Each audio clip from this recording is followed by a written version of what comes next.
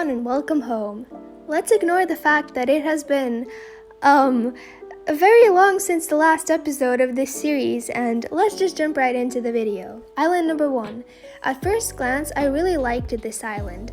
It looks very cozy and unique, but the longer I walked around, the more messy it looked to me. I feel like this type of house will look pretty nice in real life, but I don't think it translates well to Ponytown. I don't know how to describe it, but everything looks so pushed back, like all the furniture and things have been pulled to the walls like magnets. The main thing I really dislike is the TV. I had to ask the person what it was, and it doesn't look like a TV. I would suggest replacing the 3 paintings with the big fruit one, because TVs don't show 3 channels at the same time. The house is open flooring, and it looks a bit weird in my opinion. The walls are placed in really weird positions, and the overall shape is just odd. I also think the flowers in the garden look a bit unnatural. I think it would be better to make little garden bed for the flowers, or spread them out.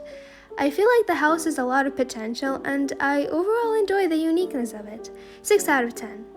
Island number 2. This is a kingdom map, and I honestly think it's pretty neat.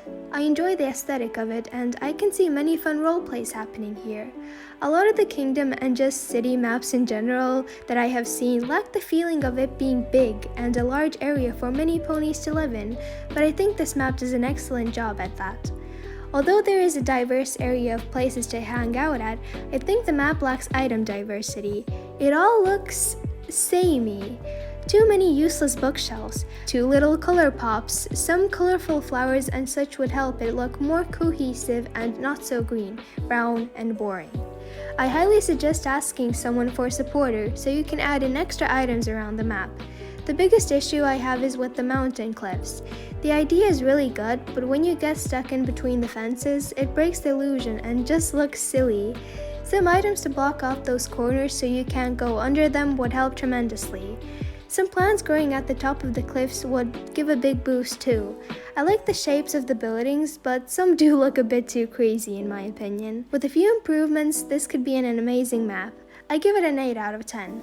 Island number 3. I don't know where to begin with this one. It took me 8 minutes to fully tour this island. It usually takes me around 2 minutes.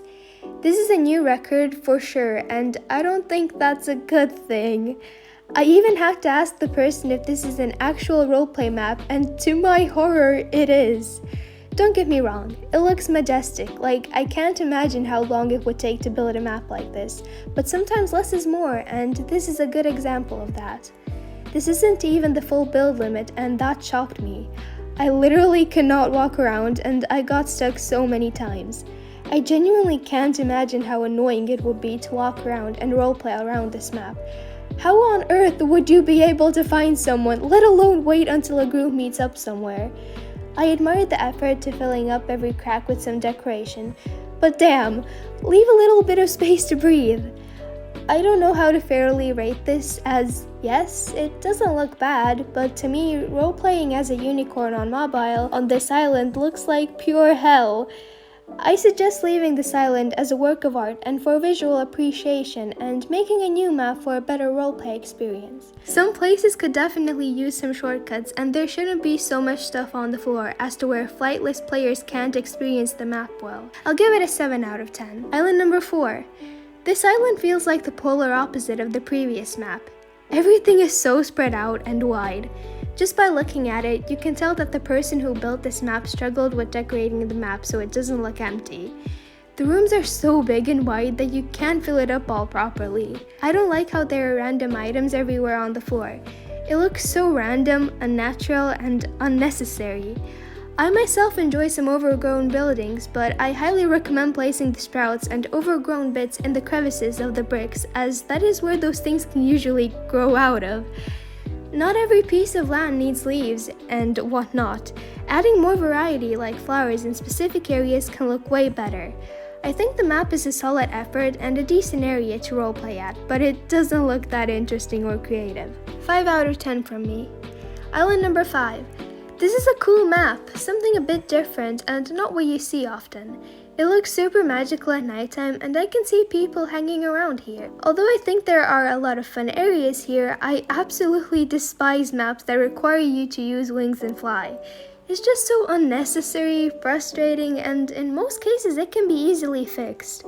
I also suggest not adding flowers on every part of the trail and in the water. It just looks a bit out of place. I don't see much use for this map, but I think it's nice. I'll give it a 7 out of 10. Thank you so much for watching. Bye!